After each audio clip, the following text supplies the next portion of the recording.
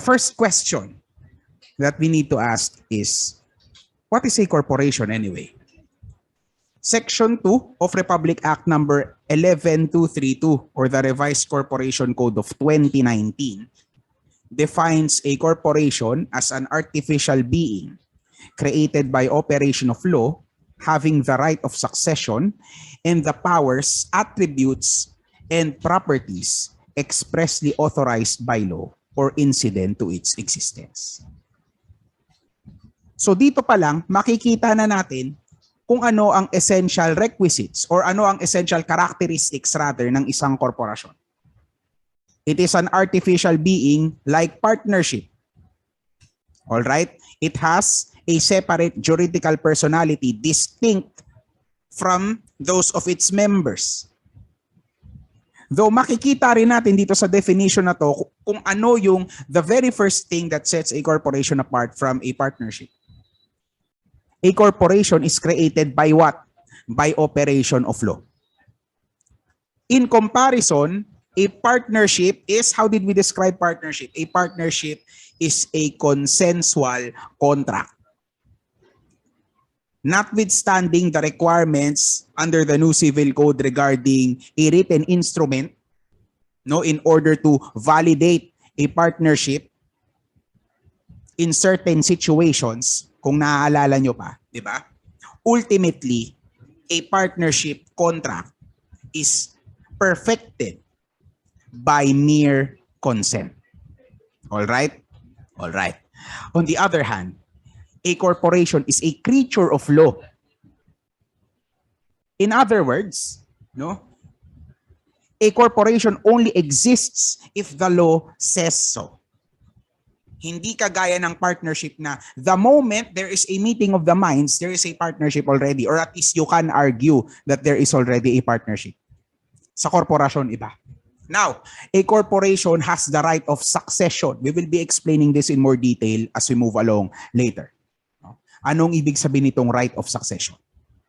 Actually, let's explain it now. Maikli lang naman to. I would think na fresh pa sa alaala ninyo yung dissolution, no? The matter of dissolution. By dissolution, we mean not necessarily that a partnership is already terminated. Yung question about endless waltz, di ba? Buhay pa yung partnership. Tama yung isa sa mga partners na hindi sila dapat sampahan ng kaso individually because they can still collect from the partnership, and it is the partnership, endless waltz, which needs to be impleaded. Therefore, the case against the three partners in their individual capacities has to be dismissed. Okay? The moment na may mamatay na partner or one of the grounds for dissolution matik off, no? Once na nandoon yun, then the partnership is dissolved. There is a change in the relations between or among the partners, which would trigger what? The winding up, no? Final accounting, the settlement of any debts of the partnership, the splitting or the partitioning of the profits, no, of the partnership as to be allocated or as will be allocated to the partners. And after that, once everything is said and done, it is only at that point that the partnership is terminated. All right? So kapag may namatay na partner, the partnership is dissolved but not yet terminated. All right? On the other hand, when we say that a corporation has the right of succession, ibig sabihin nito, once a stockholder in a corporation dies, nothing happens to the corporation. The corporation continues to exist.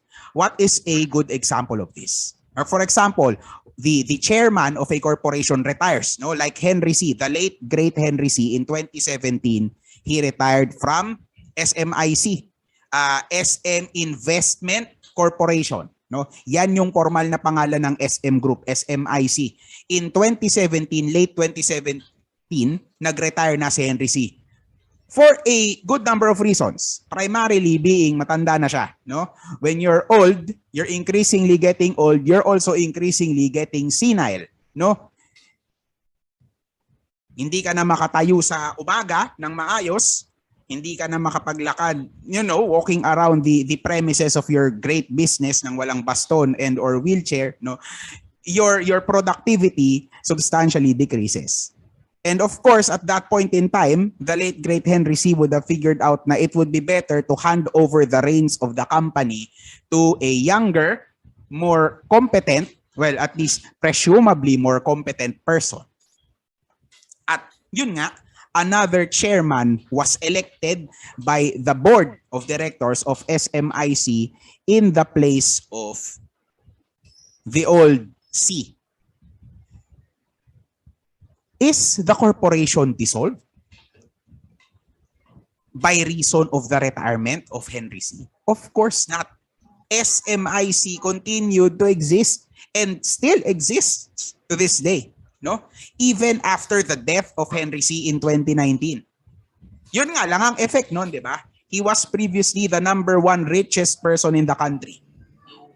Manny Villar was only a close second. However, no?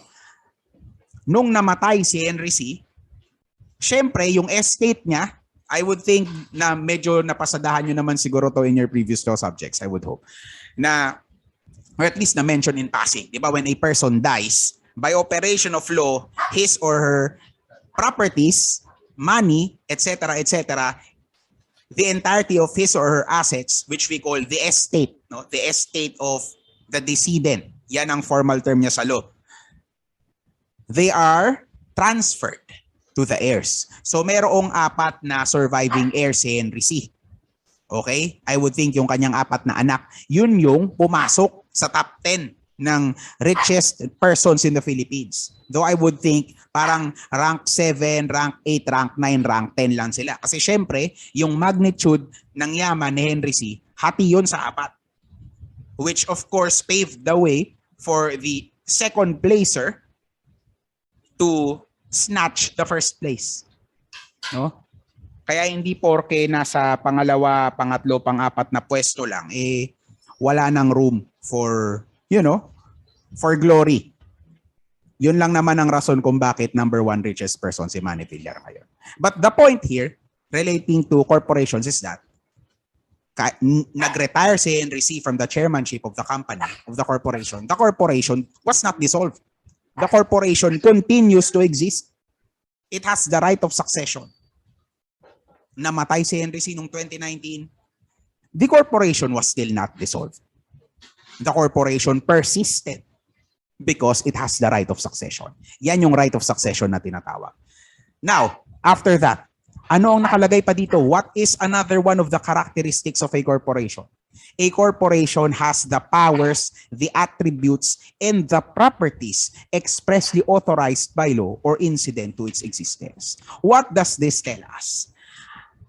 Ang sinasabi lang naman ito ay simple lang. A corporation has inherent powers coming from different sources. There are, nakalagay, express powers. Powers expressly authorized by law. So, ano ang kailangan nating basahin in order to know what these express powers are? The Revised Corporation Code of 2019, RA 11232, a PDF of which I will be furnishing you after this session for your reading pleasure, no? As well as a briefer, kasi this is a relatively recent law. Just so you know, no? Noong ako'y nag-aral nung law school, nung ako'y nag-review sa bar, until ako'y nakapasa noong 2017, no? I was part of this generation of lawyers na ang inaral for corporation law is the old law. Okay? After that, 2 years after I passed the bar, batas pambansa bilang 68. No, that's the Corporation Code of the Philippines. Of course, it has undergone a few amendments, no, after that. This is batas pambansa, so ibig sabihin this was a law during the 1970s, no, 60s, 70s. Noong ang Congress natin ay tinatawag pa na batasang pambansa. No, this was a pretty old law.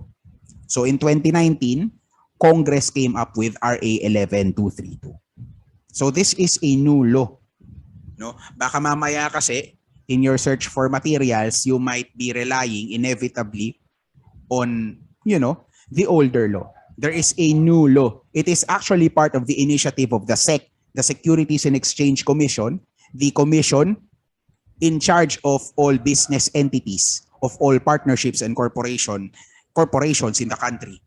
It is part of their initiative to inform the people. There is an information drive, ongoing information drive about the features of this new law. And one of the motivating factors for me in providing you material after this lecture is because, yun nga, merong mga bagay, there are material differences, as in wild na departures from the provisions of the old law na present dito sa new law. Na baka mamaya later on, once, like for example, you decide to enter the civil service, gusto nyo magtrabaho sa gobyerno, then you take the civil service exam, mamaya may itanong tungkol dito. And baka mamaya mag-rely kayo dun sa old law, mahirap na. So, for clarity, all of the topics that we will be discussing for Corpo will be couched on the new law. Because, well, at any rate, Batas Pambansa bilang 68 is already repealed. No, wala na siyang bisa, wala na siyang silbi, wala na siya, period. No? The prevailing corporation code is this one, the revised corporation code. So yan. The powers of a corporation outlined in the code itself, yan yung express powers. Express kasi nakasulat explicitly doon sa batas. You cannot get any more specific than that. Now, incident to its existence, meron tayong mga tinatawag na mga implied powers. No? Sinasabi sa ating jurisprudence na aside from what is expressed, there are also powers that are implied. No?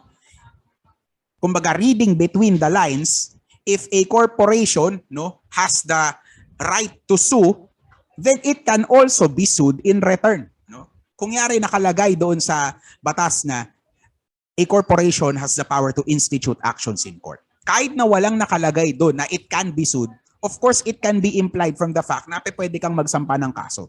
Pwede ba yun na pwede kang magsampa ng kaso tapos hindi ka pwedeng kasuhan? That's illogical. So, yan yung mga tinatawag nating implied powers. And yung mga incidental powers, powers incidental to the existence of the corporation. So much so that a corporation cannot continue to exist if it had no powers like this. Mga incidental powers like yung power to hire employees, di ba? For example, a corporation has an office in a very posh building in Taguig, no? At the Bonifacio Global City, kung saan nandoon yung mga yayamanin na young urban professionals na baka in the future doon din kayo magtatrabaho, di ba? Hindi natin masabi. Magandang building, no? Almost a skyscraper. Imagine if there are no janitorial staff, electricians, no? And what have you, maintaining it. Imagine if wala silang makontratang or walang kapangyarihan yung korporasyon na makipagkontratahan sa mga security agencies para makapag-hire ng mga security guards, no? Para mag-detail doon sa building. Imagine if wala silang powers na ganun kasi it's not written in the law or it's not written even in the bylaws of the corporation. Pwede ba yun? Of course not. It is incidental to the daily existence of the corporation. And therefore, kahit na hindi siya nakasulat sa batas o kahit na wala siya doon sa anumang sinabmit ng korporasyon doon sa SEC, no? Again, doon sa Securities and Exchange Commission, kahit na wala yun doon, we can connect it as an incidental power for the continued existence and the performance of its purpose, the conduct of its business. Yan. Incidental siya doon. So we have express powers, we also have implied powers, and finally, we have incidental powers. So yan yung apat. Again, let us recap. 4 characteristics of a corporation. Number 1, it is an artificial being. All right. Number 2, it is created by operation of law. Number 3, it has the right of succession. And number 4, finally, it has the powers, attributes, and properties expressly authorized by law or incident to its existence. Now, let us have let us study, in brief, the history of corporations as a concept. Unlike partnerships, which can be traced to the, to prehistory, corporations are a relatively more recent creation of legal minds. Prior to the 17th century, we had the very first corporations. Ito yung sinasabi ko kanina, class, na the basic concept of a corporation noong unang panahon, actually hindi noong unang panahon, noong mga 17th century, so ibig sabihin, mga 100 years after Magellan quote-unquote discovered or chanced upon the Philippines. So ibig sabihin, ito yung mga panahon ng nasa mga Gomburza era pa tayo. Ito yung panahon kung saan unang naisip ng tao na, we can create corporations. No? But yun nga, hindi siya money-making instrument noong una siyang maisip ng mga tao sa Europe. Nagsimula siya as a not-for-profit venture. Hospitals were formed as corporations, as well as universities. Actually, to this present day, ang mga malalaking eskwelahan, mga korporasyon din yan. Actually, this very school, CSTC, incorporated yan, class. So, kahit na money-making venture na ang ibang mga korporasyon, or rather, ang karamihan sa mga korporasyon ngayon, itong basic concept of corporations as an instrument for the public good, nagper-persist pa rin siya hanggang ngayon. Schools are in the form of corporations, including CSTC. Hospitals, even. Mapapansin niyo yan, full name yan, merong incorporated sa tabi because they are constituted, they are incorporated as corporations. Okay? So meron silang mga charter, yung mga tinatawag na constitutions. Constitutions detailing the duties of these entities. So kung ano yung mga serbisyo na pwedeng i-extend ng hospitals sa mga pasyente o sa mga taong pupunta para maghanap ng konsultasyon, nakasulat yung lahat doon sa Magna Carta, mga constitutions o mga charter nila. As well as the universities, merong school charter. Like for example, if the school grants scholarships to deserving students, nandoon yung nakalagay. Ano ang mga course offerings ng school, nandoon din nakalagay sa charter. Ilang mga teacher ang pwedeng i-employ kada college or department, nandoon din nakalagay. Of course, ang mga school, meron din silang mga board of directors or trustees, depende kung for-profit or not for-profit. Even to this modern day, ganun pa rin. So, gaano katagal ang tenure nila sa board? Paano sila nagko-conduct ng kanilang daily business? Paano nila malalaman kung may quorum na? I'm sure you know what a quorum is naman. So, I would not have to explain. Basta yung the daily goings on, nandoon niya nakalagay doon sa constitutions nila. And of course, prior to the 17th century, nandoon na rin yung konsepto ng ultra vires. Ultra vires is of course a Latin term which implies that an action is in excess of what is allowed under the charter of a corporation. When you're going out of bounds, kumbaga, sa basketball, out of bounds na, lampas ka na doon sa hanggang saan lang pwede. And even at this early point in time, straying outside the limits of the charter of a corporation was already punishable by law. Ganon pa rin naman hanggang ngayon. But, later on, noong 17th century na mismo, kagaya nga ng sinabi ko kanina, na-realize ng mga tao, ng mga Europeans na pwede nating pagkaperahan to. Because I presume human beings are naturally greedy. Now, itong time na to, ongoing yung tinatawag nating age of exploration, na kung saan aggressively nagta-travel ang mga Europeans, ang mga naval armed forces ng mga Europeans in order to occupy and conquer previously quote-unquote undiscovered lands. Okay? And ganon din yung mga merchant guilds. They were also aggressively traveling in order to discover new trade routes and to establish trade relations with these previously, quote-unquote, undiscovered countries. At itong mga korporasyon na to, yung profit, yung tinatawag nating dividends in the modern day, yung dividendo na kinikita ng mga korporasyon na to, yun yung nagpo-fuel sa war effort. No? Of course, no, hindi ka naman pwede magpadala ng 5 galyon, no, ng malalaking barko, no? Barko de guerra from Spain to say Acapulco, Mexico, or all the way to the Philippines nang walang funds. Kailangan ng pera. Of course, you have to maintain the upkeep of the ships. You need to feed the crew, no? As well as the slaves na ginagamit nila para mag-grow nung barko. Okay? Kailangan ng pera. And it was no joking matter, surely. So much so na kinakailangang matap yung mga korporasyon in order to supply them with the needed mula, with the needed cash.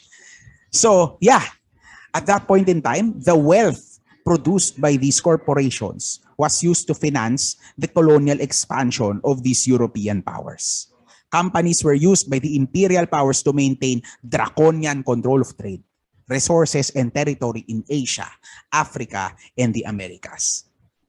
Now, of course, later on, as we have previously studied dun sa material for partnership, diba? Later on, one of the colonies of the United Kingdom of Great Britain and Ireland revolted. And this former colony is the great country that we now know as the United States of America. When building their nation, they adopted many Western concepts, practices, and legal ideas, including the corporation. Now, considering the substantial Western/American influence that pervades our legislation on corporation law, I would like you to watch 2 short videos, on how the Americans understand the idea of corporations, as well as kung ano yung mga problema at mga issue na na-encounter nila with regard to, corporations. Go to any city, any Okay, before I resume that, were you able to hear the sound? Yes, sir. Okay, good. Sige. Thank you. Sir. So, let's go. Go to any city, any town, and any rest stop in America, and you're bound to find the same old shopping centers with the same stores and the same gas stations and the same fast food as any other city. How did just a few companies gain monopoly over the entire country? You know which companies I'm talking about, the Coca-Colas, the Shells, the Comcasts, you name it. Hello everyone, Thought Monkey here. Today we'll be exploring how corporations came to be so powerful and how they have come to dominate our shopping centers and politics. First, a little bit of background about what a corporation is. The word corporation comes from the Latin word corpus, which means body of people. In fact, in ancient Roman law, corporate entities were recognized and even given protection under the law. Similarly today, by definition, a corporation is simply a group of people who have been authorized by law to act as a single legal entity. And while most of the time we use the word corporate negatively, corporations are not innately bad. They can be bad or good just like people. However, over the past 100 years, corporations have gained certain legal rights that have allowed them to gain more and more power. Again, some use their power responsibly for good while others recklessly for bad. Think Google versus ExxonMobil. Corporations today are super powerful for a number of reasons. First, corporations are allowed to create political action committees, or PACs for short, which are basically organizations that pool money from members and donate those funds to campaign for or against candidates, ballot initiatives, or legislation. For example, AT&T donated nearly $3 million during the 2016 campaign cycle on funding the campaigns of possible representatives they believed would put out legislation in AT&T's best interest. Second, corporations tend to spend a lot of money on lobbying in Washington in the hopes of influencing politicians on a particular issue. For example, the oil company ExxonMobil has spent over $200 million alone over the past 20 years on lobbying. Just in 2008, the company spent over $29 million in an effort to defeat legislation that addressed climate change. Not only do corporations donate millions of dollars to the politicians they know will act in their best interest, or spend hundreds of millions of dollars on expert influencers trying to get those politicians to sign or block legislation that will help or hurt their companies, but they also employ many revolvers, or people who were at one time government employees that now work for corporations, strengthening the connection between corporations and government further.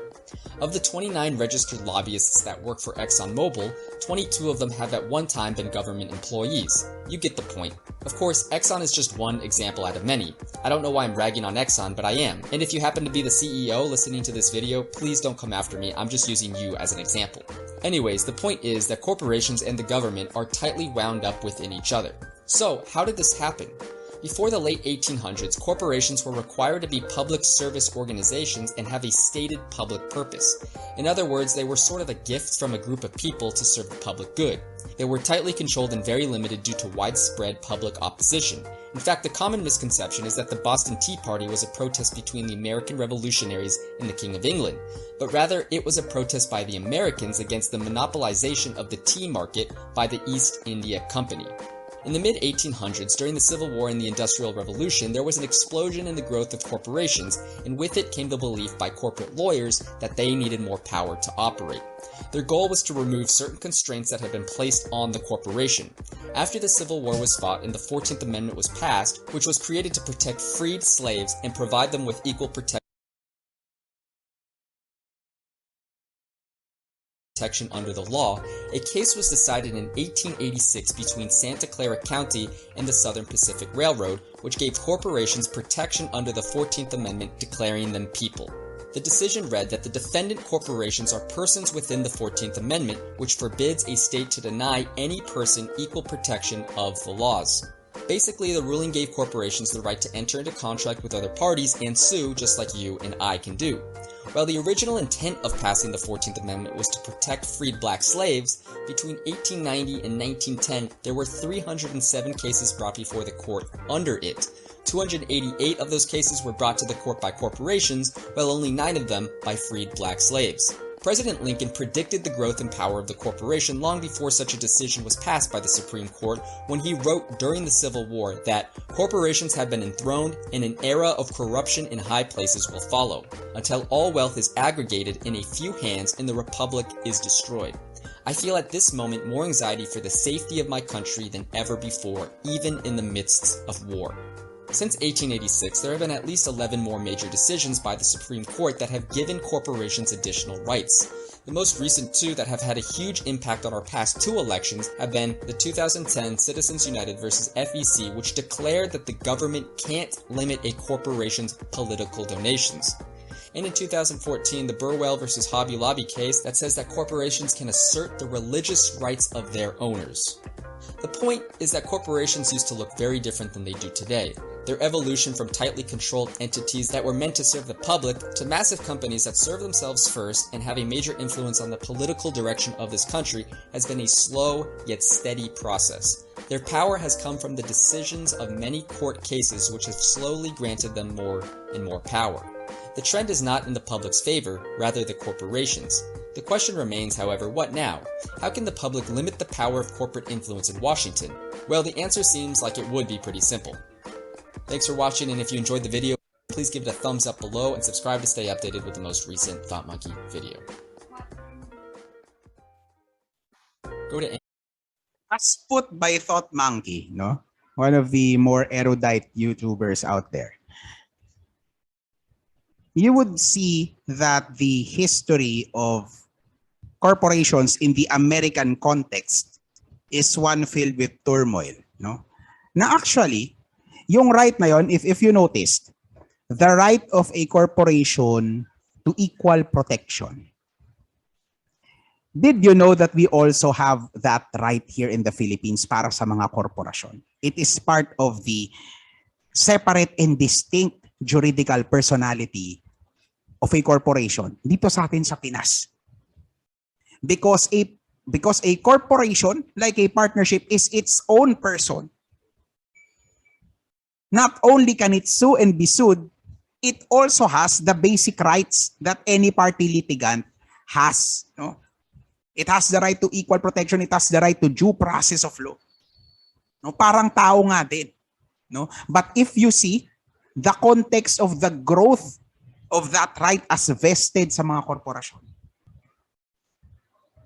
The 14th Amendment, as mentioned by Thought Monkey, the 14th Amendment to the US Constitution,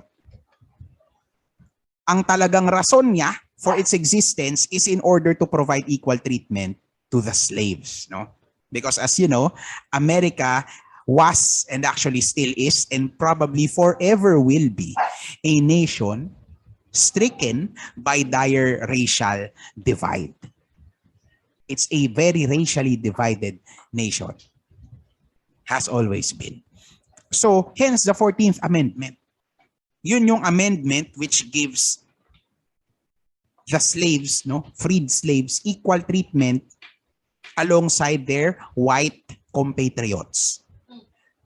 Why is that relevant to us? No? Kasi yung Bill of Rights natin, I am sure you've taken Philippine history and constitution, and I am also sure that you are socially and politically aware enough for you to know that there is a Bill of Rights. No? Sa ating saligang batas, we have an Article 3, the Bill of Rights, which contains certain constitutional guarantees that the ordinary citizen can use against government abuse and overreach. No?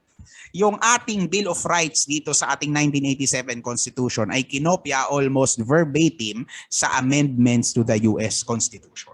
So yung ating guarantee of equal protection under Section 1, Article 3 of the Constitution, diba? No person shall be deprived of life, liberty, and property without due process of law, nor shall any person be deprived of the equal protection of the laws. Nagmula yan doon sa 14th Amendment. And yun nga, as Thought Monkey opined, no, it's his opinion na para ang weird na this guarantee, this constitutional guarantee, which is intended to provide racial equality, no, equality and equity in the eyes of the law. Parang ang weird na ibibigay mo siya for the benefit of corporations. But yun nga, that was then, and this is now. Yan na yung bundle of rights na ibinibigay sa mga korporasyon, hindi lang sa Amerika, kundi sa atin din dito. They have the right to equal protection. They have the right to due process.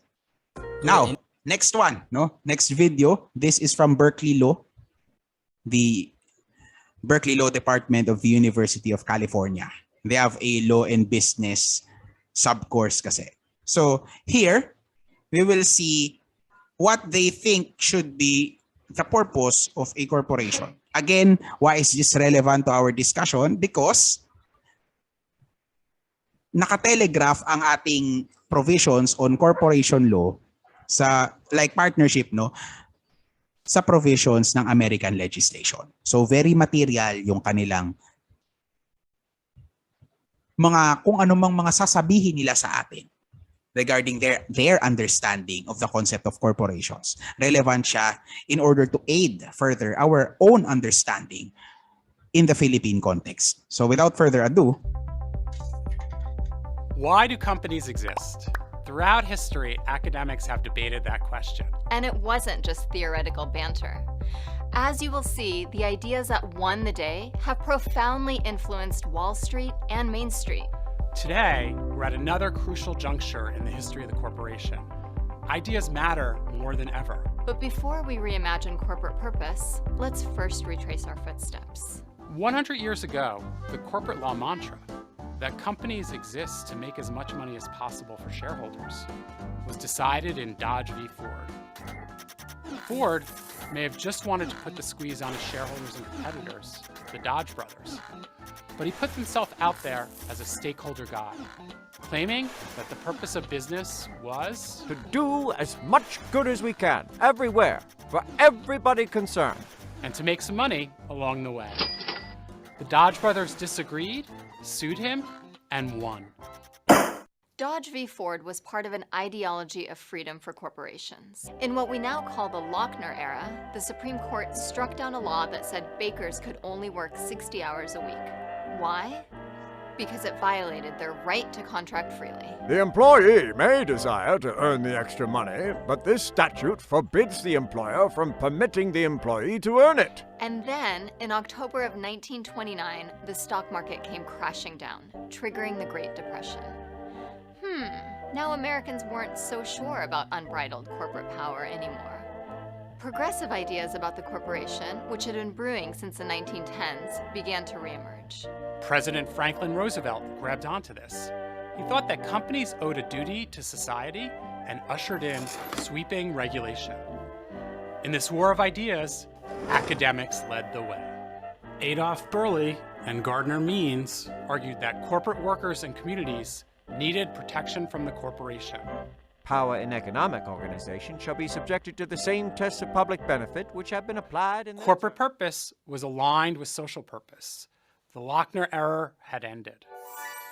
In the 1970s, the economy was struggling, an ideal moment for academics like Milton Friedman and Friedrich Hayek to enter the scene. The social responsibility of business is to increase its profits. Companies have marched to this mantra for the past 5 decades. And then came the financial crisis, income inequality, the Me Too movement, and the climate crisis. Today, everybody seems to be rejecting Friedman's ideas. Employees, consumers, even the titans of Wall Street. Our planet is speaking too. These cries are getting louder, and CEOs are responding. Do you only manage for your shareholders, or are you managing for your stakeholders? And when I say stakeholders, I mean your employees, your customers, your partners, and yeah, the homeless are also a stakeholder. Corporate governance is even a hot topic in sound bites and stump speeches today. But Friedman lives on. So where do we go from here? Now, everything is in flux again. There are old questions and new ones. And we can't answer them without bold new ideas.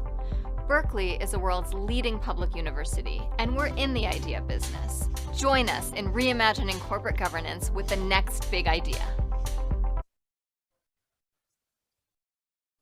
Alay natin, balang araw mag-masters kayo sa Berkeley. So you see, no, there is an ongoing, hindi naman talaga to debate, no. Human rights are never up for debate. Like the right to a healthy work schedule, nakita nyo yon, di ba? How many hours of work lang dito sa Pilipinas, no? We have a 5-day work week with 8 hours of work a day, no? 9, 10, 1, 2, 3, 4, 5. Actually, kung tutusin mo nga, 7 hours nga lang yan excluding lunch break, di ba? So sabihin natin, around 40 hours of work per day. And then, no, noong time na yun sa States, I would think in the 1930s to 1940s, yung dinescribe dun sa video, they were talking about a 60-hour work week, which is unimaginable in this modern era. Papayag ba kayo magtatrabaho kayo ng 60 hours? 60 hours sa isang linggo? That's non-negotiable. No? Of course not. Kahit na yung mga nagtatrabaho ng shifting, kahit na yung mga nagtatrabaho sa BPO, hindi ganyan kapamatay ang schedule nila. At least I would hope, no? And I would also think na sa LAW102 ninyo napasadahan nyo naman siguro ang labor standard since that's part of the course description. So I would think na on board naman tayo dito when I talk about labor standards. Na ang rason nila, no, ang rason ng mga korporasyon, di ba? Yung sinasabi ng mga employees nila for invoking their right to a healthy work schedule, for reasonable work conditions, di ba? It allegedly goes against the right of a corporation to contract freely. Which is actually legally tenable. No, it has legal basis. Saan tayo titingin? Obligations and contracts, di ba? Autonomy of contract, freedom to stipulate as long as the stipulation is not contrary to law.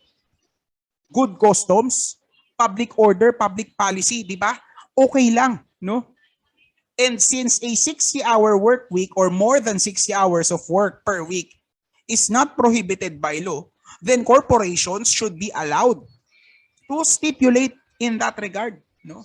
Na kapag mag-hire sila ng empleyado, pwede nilang ilapag dun sa negotiation table na 65 hours of work a week in order for you to be paid. No work in this amount, no pay, 'di ba? Take it or leave it. So yun yung rason ng mga korporasyon. Imagine, no? It was the norm back then. But thanks to people actually pushing back in favor of the basic rights of people and common sense, no? Nabawasan, no? Nabawasan yung overreach ng mga korporasyon. And even here in the Philippines, kung mapapansin niyo as we study local regulations imposed by the SEC as well as the revised corporation code, meron ding ongoing tug of war, no? It's admittedly a hard task, no, for the government to walk this tightrope, no? How do you get away with a win-win solution na kung saan walang lugi, no? Walang lugi doon sa dalawang magkabilang panig. Because also we also have to admit that corporations are one of the primary drivers of our economy. The profit that a corporation generates, no, is so substantial that it helps push the economy onward, upward, no? So kailangan hindi rin sila ganun kalugi. They have to be given substantial leeway in order to impose the measures that they think are right. No, that's management prerogative. On the other hand, hindi naman pwede na pabayaan ang mga manggagawa, ang mga empleyado, ang mga consumer, at yung mga tinatawag nga nating stakeholders. No? Iba yan sa shareholders, kagaya ng sinabi sa video. A shareholder, that's a technical term, no? With an explicit definition in our law and jurisprudence. You are already a shareholder if you buy a share of stock in a corporation. Now, let me just ask, no? Meron ba ditong familiar dun sa tinatawag na call financial? Or kung hindi man call financial, has any of you or at least anybody you know, meron kayong kilala na bumibili ng stocks? Nada? None yet? No? Probably because you're a bit young pa. No? Pero later on, once na nasa corporate world na kayo, I suggest na you consider buying stocks. No? Merong mga stocks na mga korporasyon na malabo or imposibleng malugi. Like if you buy shares of stocks ng Meralco, na kahit isa lang, di ba? Hindi naman malulugi ang Meralco. Or, you know, the shares of stock ng Banco de Oro. It's a publicly traded corporation. No? You can buy a share of stock ng Banco de Oro. You are already a shareholder once you buy at least one share of stock. But a stakeholder is someone, no, that's not a legal definition. No? You are a stakeholder because, no, your rights or your very life, no, is at stake. Depende sa kung ano man ang magiging policy direction or policy decision ng korporasyon. No? Like for example, a corporation that engages in mining. If you are part of a community of ancestral, yung mga tinatawag natin ng mga IP, mga indigenous people, if you are a member of an indigenous tribe na nakatira, no, sa isang settlement or community malapit doon sa pinagmiminahan sana na bundok, na kapag nag-engage in mining activity yung korporasyon, you are exposed to the risk of getting uprooted from the land of your ancestors, and you will be left without a home. Na kung tutuusin under the law, no, the lands where the ancestral peoples, where the indigenous peoples live, are protected. Hindi sila pwedeng ma-evict dyan or palayasin. No? So sino ang kakabig? Sino ang bibigay? No? Who will be giving way? Admittedly, mahirap. So it is really a difficult task for the government to ensure that everybody is happy at the end of the day. Now, on the other hand, of course, as I'm sure you've heard, no? You can't make everybody happy all the time, no? You can make some people happy some of the time, but you can never make everybody happy all the time.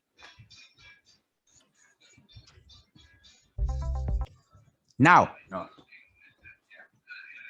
let us go to the local situation. No? This is not a political post. This is not a political discussion. This is just for purposes of corpo. No? At hindi ko rin naman tatanungin kung sino ang sinusuportahan ninyo. I am sure you will be voting on Monday. All I ask is that you vote according to your heart and your principles. No? Ngayon, kung sino man yung tumatakbo sa isip ninyo who best reflects the principles you are for or the principles you support, that is up to you. That's your personal right. Now, no? Habitual Coffee is a corporation based in Manila. Ang kanilang business ay, well, as can be gleaned from their name, kape, no? They operate a chain of coffee shops. Habitual Coffee is one of those corporations na covered ng classification ng tinatawag nating MSME. I would think you're familiar with MSMEs naman. Business course kayo eh. Mga micro, small, and medium enterprises. No? By no means ka-level ng mga SM, ng mga Camellia, ng mga coffee project at ng Starbucks ng ating lipunan. But they are there. No? They are part of an ever-growing category or classification of business people. So Habitual Coffee Corporation, they are Habitual Coffee Incorporated, no? Kung mapapansin niyo, wait, let me just do a quick survey. I know you're all relatively young, but I would just like to ask. Yung botohan sa Monday, pang ilang eleksyon nyo na yan na boboto kayo?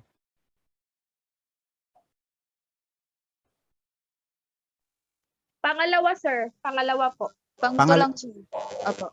So, pangalawa. So, I would presume the first one is nung 2019, no? The 2019 midterm elections. Is that correct? Yes, sir. Okay. So, this is your second election.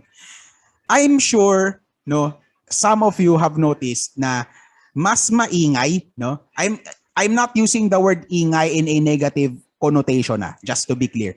Pero, no, mapapansin niyo I would think the better word would be mas vocal. Mas vocal ang mga businesses, ang mga corporations ngayon kaysa nung 2019 sa kung sinong mga kandidato yung kanilang sinusuportahan. Napansin niyo yon when you go on social media? Hindi kagaya nung 2019, hindi ganito ka-vibrant, hindi ganito kabuhay, hindi ganito ka maboka ang mga korporasyon at ang mga ibang mga businesses. Has anybody of you noticed that? Opo, sir. 'Di ba? Mapapansin niyo na merong mga corporations na talagang outright, hindi kagaya nito ni Habitual Coffee na medyo ano pa yan. Medyo ano bang tawag natin dito? Hindi siya ganon ka-explicit, 'di ba? It's just a cup of coffee with in a certain color, no? Mapapansin niyo doon sa Instagram post niya, doon sa baba, no? Baka Facebook to, no? I'm not sure. Nakita ko lang tong screenshot na to sa interaction. 'Di ba? Wala kang makikita doon sa caption ng picture pertaining to a particular candidate. Pero, no? Nevertheless, it's clear. Pero merong mga ibang mga businesses, may mga ibang mga corporation na sinasabi nila lantaran, we support blank. 'Di ba? Merong ganun. Merong mga korporasyon na ganun katapang. Pero noong previous elections, hindi sila ganyan kaingay. Bakit, no? This was definitely not the norm in previous elections. What is the reason for that? It's because of an amendment introduced by the revised corporation code. So ultimately, it's because the law allowed it. Let me give you the situation before the enactment of the revised corporation code. Sa madaling salita, kung ano yung sinasabi ng batas nung ako'y estudyante pa. We have section 36 sub-item 9 of the Corporation Code. Corporation Code pa lang siya. Ito si Batas Pambansa pa lang. Bilang 68. This provision imposed an absolute prohibition for corporations, whether foreign or domestic, from giving political donations. or support, no, to any political party candidate or for the purpose of any partisan political activity. Check. Provided that no corporation, domestic or foreign, so bawal makilaro sa politika, sa kampanya ang mga korporasyon noon. No? Malinaw sa batas. Whether you're a Filipino corporation, all the more pag you're a foreign corporation. Kasi pag foreign corporation, medyo may konting ano na doon. Mapapataas na kilay mo siguro noon. Or kung parang si Uncle Roger, bababa na yung paa mo doon sa upuan, no? Na bakit kayo nakikialam sa kampanya, no, sa exercise of the electorate ng kanilang democratic rights. Bakit kayo nakikisawsaw, no? Pag foreign corporation, merong kagad red flag yan, instant red flag yan. Pero sa domestic corporation, meron ding prohibition. Hindi sila pwedeng mag-endorso, hindi sila pwedeng mag-donate sa kampanya, sa campaign funds, di ba? At hindi sila pwedeng makihalo sa partisan political activity. Okay? Now, there is also this provision under the Omnibus Election Code or the OEC. No? We are looking at Section 95. Ang sabi ni OEC, only certain corporations are prohibited from making donations. Mga financial institutions. So sa madaling sabi, mga bangko, mga insurance companies, mga pre-need companies. Juridical persons operating a public utility. So if you're a bus company, kung korporasyon ka na nag-ooperate ng UV, or you're a shipping company, no, yung nag-ooperate ng super ferry o ng to-go. Or if you're in possession of or exploiting any natural resources of the nation, like for example, if you're a logging company, if you're a mining company, if you're a power producer, no? Lahat yan, either korporasyon or kooperatiba.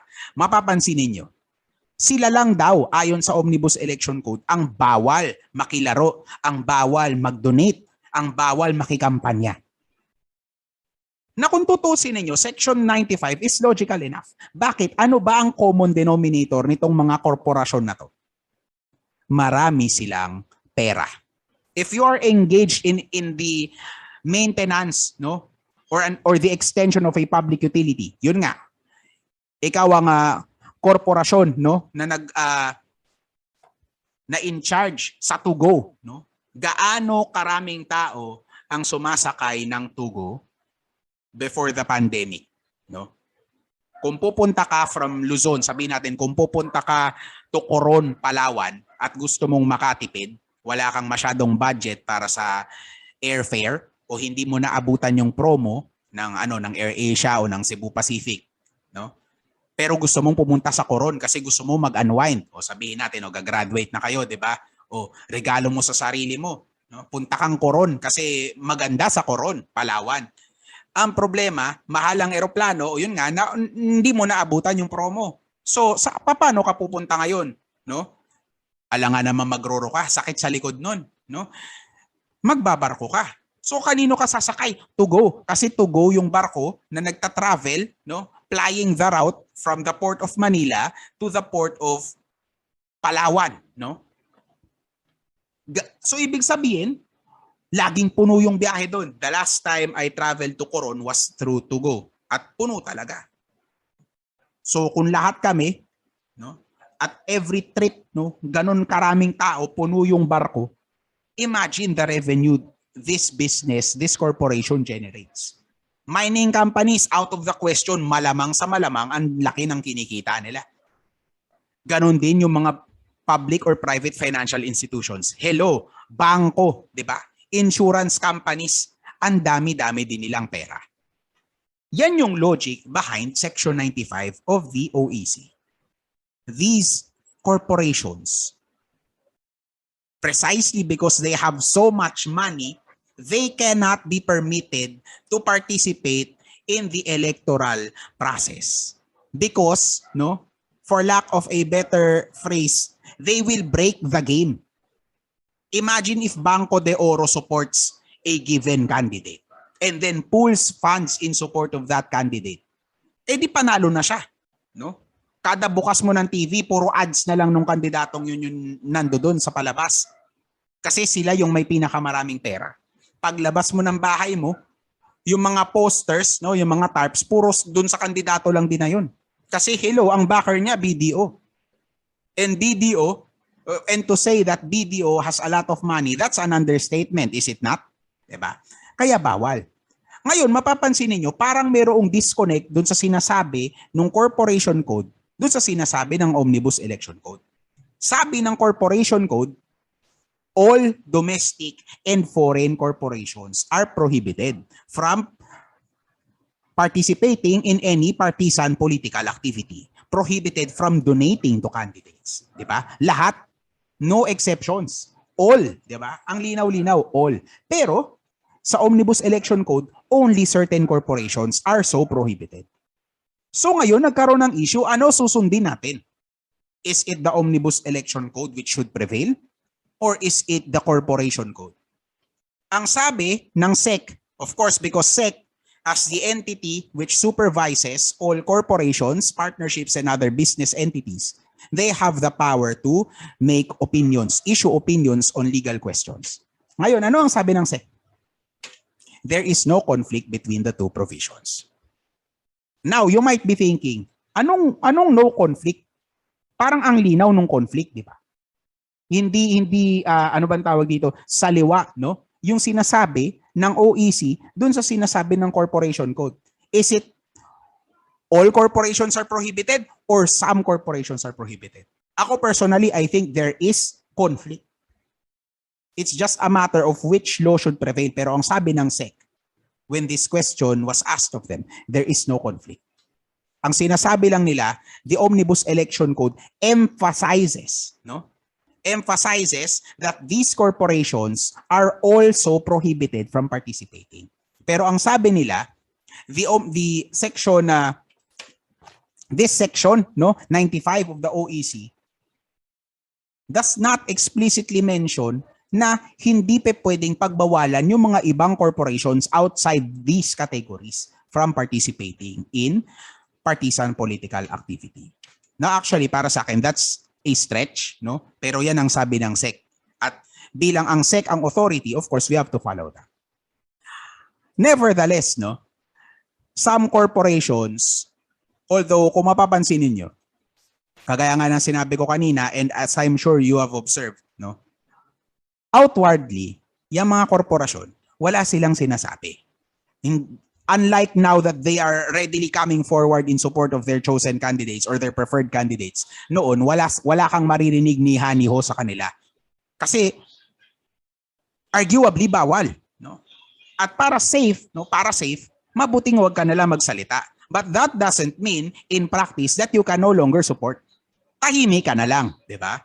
And no, meron jurisprudence na ginagamit yung mga korporasyon in order to evade any possible liability. How did they work around the prohibition? They relied on the case of Penera versus Comelec, no? Particularly a resolution dated November 25, 2009, granting the motion for reconsideration of petitioner Penera. C, no, merong technical definition yung term na candidate under the OEC. Na kung tutusin, I think na bring up ito in one of the town hall discussions or I think in one of the debates before nitong electoral season na to, no? Na merong tinanong about how can you ensure your impartiality considering na nabalitaan namin na merong mga korporasyon na nag-donate sa kampanya mo. Ang sagot niya, noong time na tinanggap namin yung mga donasyon na yan, hindi pa ako kandidato. Lalaking candidate ito eh. Hindi ko lang sure kung saang position, pero yan ang sinabi niya. Which is technically correct, no? In as much as I think it is distasteful, which I will go into later at the end of this subtopic, no? It's technically correct because it is supported by jurisprudence explaining the OEC. Kasi a candidate is defined under Section 79A as any person aspiring for or seeking an elective public office who has filed a COC. Ngayon, no, pertinent election laws other than the OEC made a qualification dito sa definition na to na it is not at the time na nag-file ka ng COC sa COMELEC that you are considered a candidate. No? Prerequisite lang pala siya. Hindi porke nagpasa ka na ng COC mo, you're already a candidate. Kaya kung mapapansin ninyo, 'di ba? Noong merong coverage 'yan for the submission of COC sa COMELEC sa Intramuros, 'di ba? Hindi lantaran sinasabi na they are already candidates because technically they are not yet candidates. Nagpasa lang sila ng COC. So ang I think yung term na ginagamit ay aspirant. Aspirant lang. Gusto mo lang tumakbo. Okay, kaya ka nagpasa ng certificate of candidacy mo pero in the eyes of the law, you are not yet a candidate. You will only be considered a candidate once the campaign period has begun. And therefore, kung mayroong korporasyon na for example, you are a candidate, no? Pero yun pala, no? Hindi ka pa pala candidate, you're only an aspirant. No? Nag-file ka ng COC mo. Now, sabihin natin, nag-file ka ng COC kailan? Sabihin natin November 2021. Sabihin lang natin. Kailan nag-start ang campaign period? Around February, no? Sabihin natin around February of this year. So, ibig sabihin, after you filed your COC in November, pwede ka pang tumanggap ng funding from a corporation sa December, sa January, di ba? So long as it is before the start of the campaign period. Kasi at that point in time, during those points in time, hindi ka pa candidate. So yan ang kanilang workaround, no? Ngayon, pag tinanong yung representatibo ng korporasyon o yung members ng board of directors ng korporasyon, well, we were just giving it to the aspirant because we believed in him or her. But under the law, he or she was not yet a candidate at the time. O, di ba lusot? However, once the revised corporation code was enacted, nag-iba yung laro.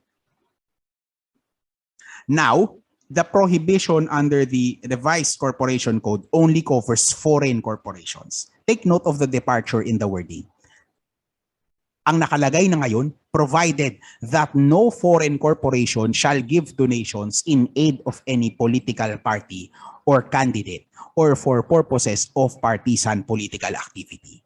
As it stands right now, no, only foreign corporations are prohibited. Domestic corporations may now donate, may now support, no, may now engage in partisan political activity in support of their preferred candidate or candidates.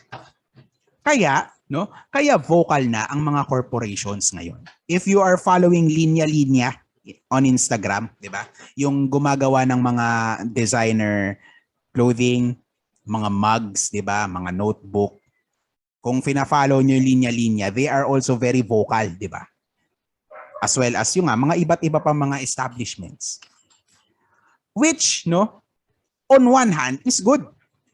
It better reflects the vibrant nature of our democracy. It proves that democracy is alive. Because all persons all persons have a voice. All persons, whether natural or juridical, because juridical persons ang corporations, di ba? Whether you're natural or you're a juridical person, you have a voice. You can contribute something to the ongoing debate. Pwedeng hindi ka na manahimik. If you believe in something, you can say it in order for your stakeholders, no? In order for your captive market to know where you stand. 'Di ba? On the other hand, it also presents a grave problem, no? At least with regard to some corporations, no? There are some corporations that are questionable at best. Corporations that participate in questionable business activities. corporations that participate allegedly in prohibited transactions. If they outwardly support a candidate, the impression would be that that candidate is at their beck and call. Yung tinatawag nating utang na loob. No? If a lagging company supports a candidate, which is good na hindi to nangyayari in this election, no? Wala namang mga questionable na mga kumpanya na nagsasabi na we support this and that. No? Buti na lang. Because that is the fear. Or at least that is my fear. Yun nga, lagging company susuporta sa isang kandidato. Ano ang magiging dating nun, no? Na yung kandidato na yun nasa payroll nila. Na kapag yun ay nanalo, ibig sabihin that candidate will put forward the interest of illegal loggers. Diba? There is always that concern. Kaya medyo on the fence ako doon sa, giving domestic corporations more rights in participating in partisan political activity. It's a double-edged sword. But yun nga, as far as the MSMEs are concerned, as far as the corporations with, more competent PR departments, like Angkas, like Grab, etc., that's good. Nakakatuwa basahin, no? Kasi it enables, it facilitates healthy political discussion. It helps undecided persons, no, in coming up with their informed decisions, hopefully before Monday.